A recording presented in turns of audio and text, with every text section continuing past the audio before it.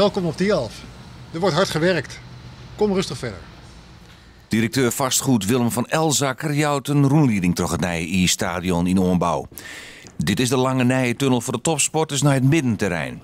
Binnendoor beginnen de wit-blauwe huiskleuren al zichtbaar te worden, maar het betekent net dat er geen werk meer is. Er moeten nog plafonds pleest worden en achter de tribunes komt een glazen wand. Om het stadion op te leveren aan het begin van het winterseizoen wordt deze simmer terugwerken. Binnen Tialf wordt gewoon doorgewerkt. De aannemer heeft geen bouwvak.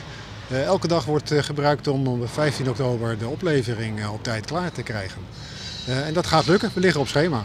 Bedoel ik financieel binnen de ruimte die er is? Ja, dat was van begin af aan een strak klusje hier, Tialf. Maar wij komen binnen budget en binnen de tijd verwachten wij over een paar maanden een stokje te kunnen overdragen aan degene die het gaat gebruiken. En dat zijn de schaatsers. De verskate muziekstream worden in Nij-Tialf Utelkoor hellen. Deze trap wordt de ingang voor het wedstrijdpubliek. De recreanten komen in deze hal het stadion binnen. En de topsporters krijgen een luxe eigen uitdeling met eigen ingang. Hier gaan de topsporters over een paar maanden trainen. Dit is een trainingshal voor topsporters die speciaal voor hun wordt ingericht. Natuurlijk in overleg met NOC en NSF en iedereen die hier komt trainen.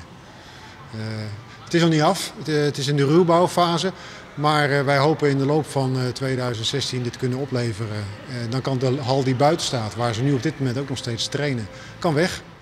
Tialf wil begin november een iependaai houden voor ijsclubs en retreat-leefhavers.